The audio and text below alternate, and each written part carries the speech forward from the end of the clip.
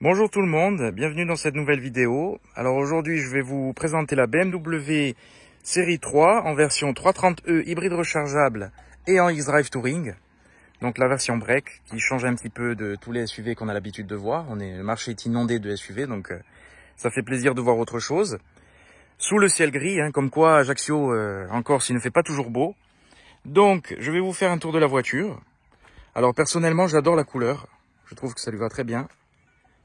Et je trouve que BMW a réussi le design de cette série 3, sans faire la calandre énorme qui a fait polémique. Donc un grand modèle qui conviendra aux familles et aux sociétés, puisque l'hybride rechargeable cumule beaucoup d'avantages au niveau fiscal, à l'heure où nous sommes tués par les politiques. Si vous entendez des clochettes, il y a des animaux pas loin, je vais pas tarder à me faire mordre par une vache ou autre chose. Donc, un grand gabarit de 4,71 m, 1,83 m, qui cumule 292 chevaux en puissance cumulée, avec la prise, comme votre téléphone à la maison, en plus gros. Donc je trouve que c'est une belle voiture qui en jette, avec le Shadowline. Donc vous voyez la ligne noire au lieu du chrome. Et je trouve que c'est une voiture qui se fait remarquer, qui est discrète, mais qui est quand même assez agressive. Donc je vais vous montrer l'intérieur.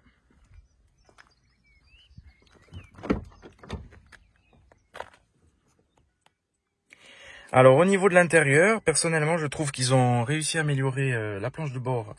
Mais je suis content qu'il reste des boutons, puisque personnellement je déteste le tout tactile. Je trouve ça même dangereux en conduisant. Alors vous allez voir, on va démarrer la voiture. Alors il y a un petit bruit au démarrage, puisqu'elle démarre en mode électrique. Et en fait le moteur thermique s'active à partir de 80 km/h. Mais vous pouvez tout paramétrer, soit par les boutons ici, soit directement par l'écran avec la molette e-drive. Et ça je trouve que c'est très bien. Personnellement la molette e-drive, moi je peux plus m'en passer. Alors je vais vous montrer ça. Alors par contre je trouve l'ergonomie un petit peu complexe au début. Même si je connais les anciens modèles, je trouve que il y a tellement d'options avec la fonctionnalité électrique que c'est pas toujours très simple. Alors, je vous montre un peu les menus. Voilà les modes. Alors, vous pouvez tout paramétrer. Par contre, je trouve les menus assez jolis. Et d'autant plus avec la bonne intégration de l'écran, qui n'est pas comme une tablette rajoutée dessus. Je trouve ça vraiment très beau. Alors c'est une voiture qui est bourrée d'options, je ne vais pas faire le tour de toutes les options. Je vous mettrai le lien vers l'annonce, puisque c'est une voiture qui est à vendre. Il y a tellement d'options qu'on s'y perd. Alors je vais vous montrer les compteurs. Donc quand on appuie sur le mode sport, il y a tout qui change, ça passe au rouge. Et vous voyez à l'écran que tout est paramétrable. Il y a un mode Extra Boost qui permet de profiter des 292 chevaux. Le mode individuel pour tout configurer.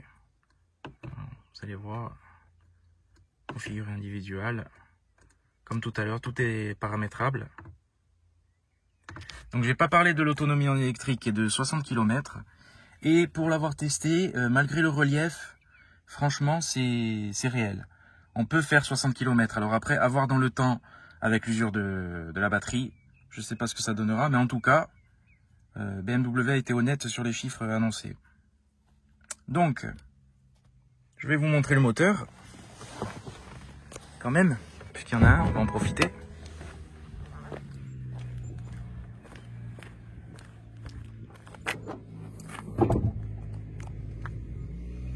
Donc c'est un 2 litres de 184 chevaux. Avec la petite plaque e-drive, pour bien préciser que c'est une hybride. Alors personnellement, si vous me suivez sur Instagram, vous savez ce que je pense de l'électrique. Mais pour ceux qui savent pas l'électrique, je pense pas que c'est pas mon domaine, moi qui aime les sportives, mais c'est une triste époque. Mais l'hybride rechargeable, c'est quand même très agréable. Pour l'avoir testé un bout de temps, franchement, en ville, C'est vrai que c'est très agréable. Dans les bouchons, c'est parfait. Donc, on peut pas nier qu'il y a des avantages à cette solution qui est peut-être le meilleur des deux mondes.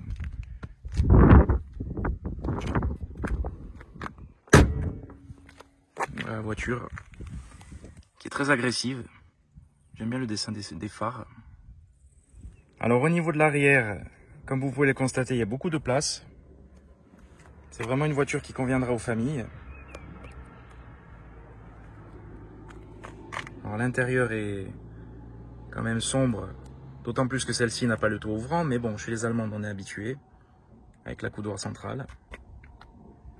Vraiment un très bel intérieur. Alors je ne l'ai pas précisé, mais bien évidemment à l'intérieur il y a la LED qui parcourt tout le tableau de bord. Vous pouvez choisir l'éclairage que vous voulez pour faire une ambiance vraiment agréable. Alors, je vais vous montrer le coffre. Alors le coffre, il y a deux possibilités. Vous pouvez l'ouvrir soit directement par la lunette,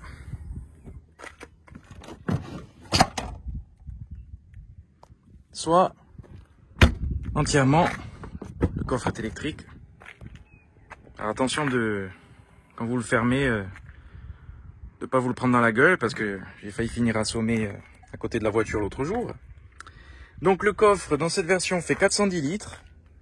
Alors c'est 90 litres de moins que dans la version thermique, donc c'est quand même pas mal de pertes. Forcément il y a les batteries en dessous, on ne peut pas tout avoir. Mais il y a quand même les banquettes rabattables. Je crois que c'est du 2 tiers 1 tiers. Il y a quand même de quoi faire. Une voiture qui suffit amplement pour la famille et pour les sociétés, puisque les sociétés vont bénéficier de pas mal d'avantages fiscaux à l'heure où on est matraqué. Alors ça fait plaisir de voir un break, comme je vous l'ai dit. Vous le savez, on ne voit que des SUV. Et pourtant, c'est tellement plus agréable à conduire, plus dynamique, du fait que le centre de gravité soit plus bas. Alors ce qui m'a surpris sur la voiture à la conduite, en premier, et pourtant je viens d'une sportive, c'est le freinage. Alors là, elle est équipée du freinage M, avec les étriers bleus qui sont très jolis, et les disques qui sont quand même pas mal, pour une voiture assez classique entre guillemets. Et le freinage, ce qui m'a surpris, c'est qu'en fait, à peine vous appuyez sur la pédale, et vous êtes limite projeté dans le pare-brise. Je suis habitué à la série 1, et en fait sur la M146 c'est beaucoup plus progressif, il faut vraiment appuyer pour sentir le freinage. Après au niveau endurance, bon de toute façon c'est pas une sportive, je pense qu'au niveau endurance ça suivra pas aussi bien, mais en tout cas le freinage est vraiment surprenant, il faut un temps d'adaptation pour pas finir directement dans le pare-brise. Alors on va aller faire un tour avec la voiture. Donc quand vous la démarrez,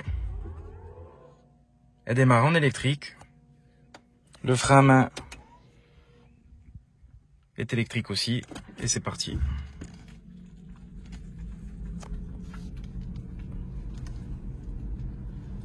Alors elle fait un petit bruit, petite musique électrique qui est pas dérangeante. Pour comparer par rapport par exemple à une Renault Zoé, je trouve que la Zoé fait un bruit, je peux même pas le décrire, mais bon, si vous avez l'occasion d'en croiser, là c'est quand même assez discret. La voiture est très bien insonorisée. Vraiment une voiture parfaite pour faire des centaines de kilomètres. Une vraie routière.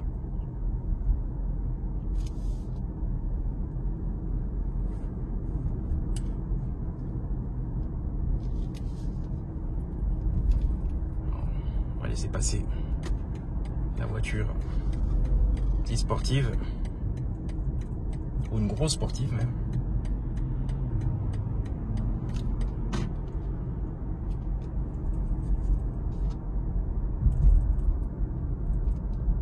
Alors vous allez voir, on va changer le mode. J'appuie sur sport. On entend le moteur thermique qui s'allume.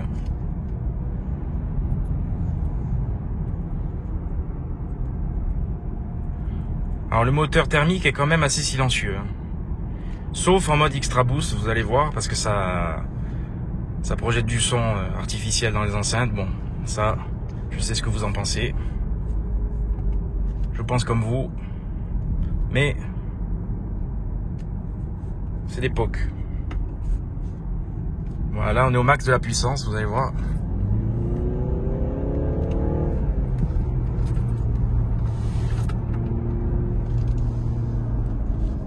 Alors elle effectue le 0 à 100 quand même en 5 secondes 9 au max de la puissance, donc c'est vraiment pas mal.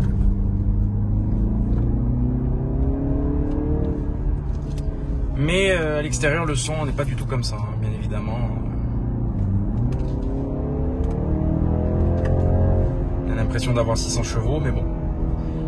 C'est quand même pas mal. Franchement, ça permet de s'amuser, d'avoir une voiture pratique au quotidien et de pouvoir se faire plaisir une fois que les enfants sont déposés à l'école.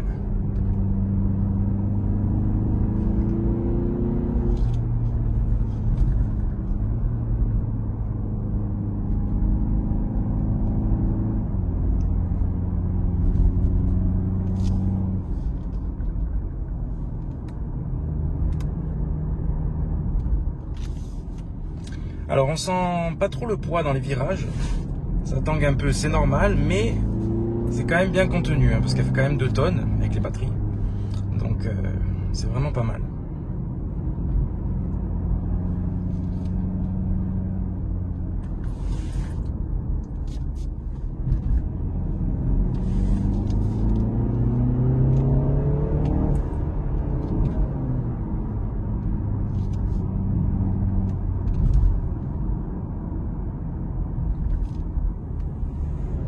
On va repasser en mode hybride. Et là tout de suite la voiture se calme. Vraiment une voiture à tout faire. Les compteurs aussi ont changé. Alors le freinage franchement, à peine vous appuyez sur la pédale, c'est impressionnant. Très puissant. Avec le paysage corse sous un ciel ni gris ni blanc, on ne sait même pas quel temps il fait.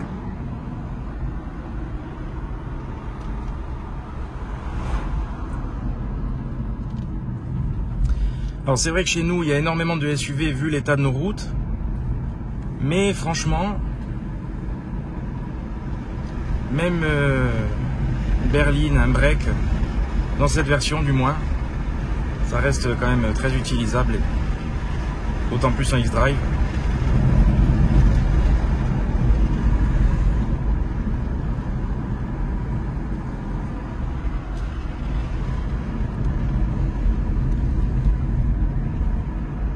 Les sièges sont, j'ai pas précisé, mais les sièges sont vraiment confortables. Le maintien est parfait. Bien évidemment, siège électrique, réglage lombaire, la totale. Siège chauffant aussi.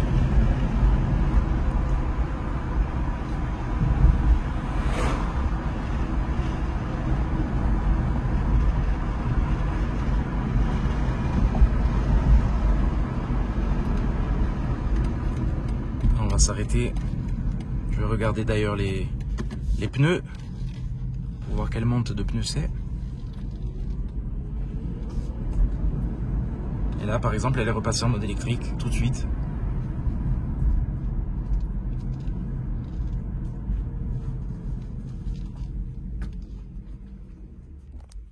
Alors au niveau des pneus c'est du 225/49 à l'avant.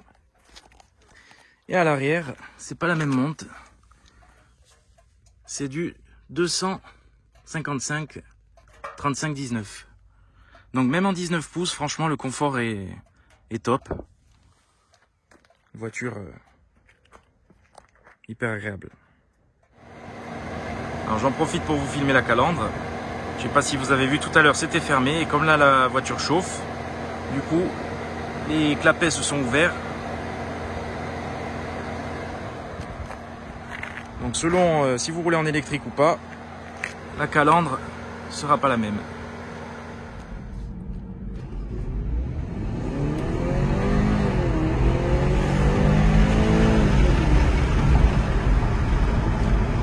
Alors j'ai démarré en mode électrique et quand vous mettez pied plancher, le moteur thermique s'active. Et vous avez vu que là au moins il n'y a pas eu le son artificiel dans les haut-parleurs. Donc après c'est un son de moteur thermique classique, hein. On n'est pas sur une sportive, mais permet quand même de doubler et de garder un certain dynamisme.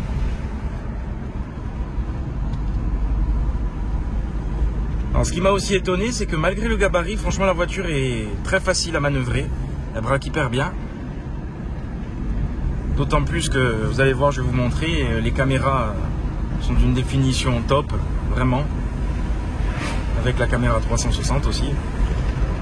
Voilà, par exemple, si on appuie sur le mode sport,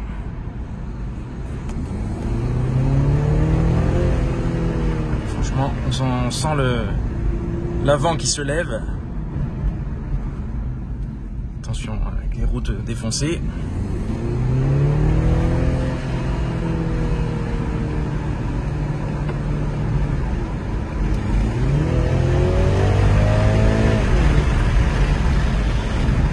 Alors on va rester dans la légalité, hein. Mais franchement, voiture très dynamique.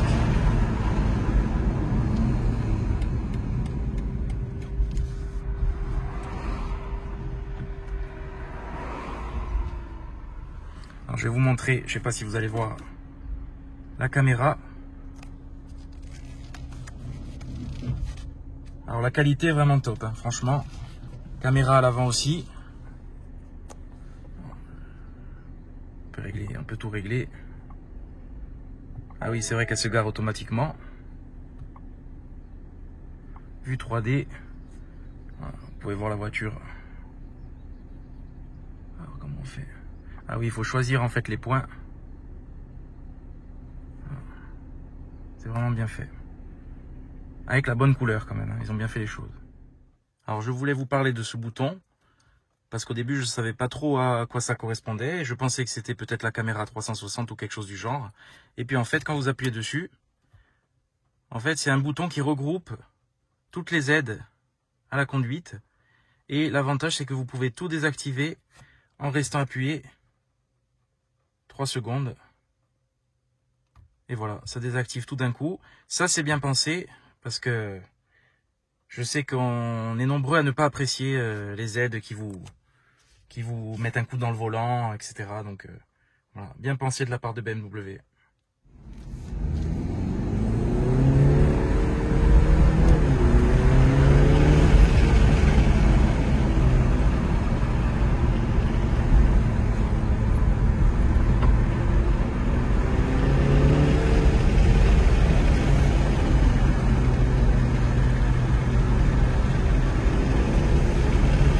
Alors la boîte auto est vraiment top, hein. Franchement comme d'habitude, boîte 8 rapports.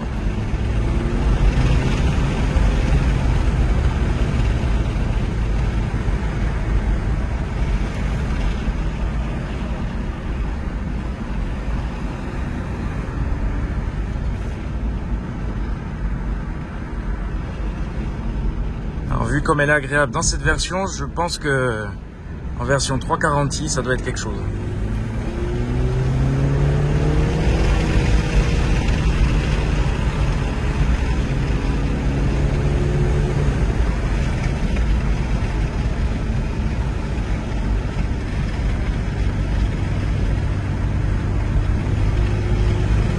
Alors j'adore cette route parce que le marquage n'a pas encore été fait, franchement. C'est un peu le Laguna Seca d'Ajaccio. Je croirais sur un circuit, même si on ne l'est pas, hein. Il faut rappeler que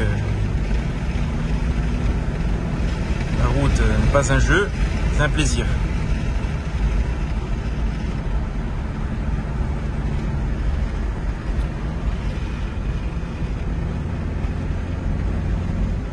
Ah, franchement, une voiture idéale au quotidien. Ben, si j'avais pas la 140i, je pense que j'aurais pu opter pour une voiture de ce genre, franchement. Bien évidemment, j'adore les sportifs, donc je vais rester dans les sportifs. Mais pour l'avenir, pourquoi pas une série 3 en 340i. C'est le genre de voiture qu'on adore, puisque c'est des voitures à tout faire.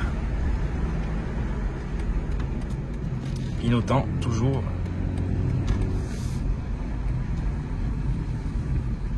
Un petit coup de freinage. Très puissant. Mode P. Et quand vous éteignez la voiture, le petit bruit pour vous dire que la partie est finie.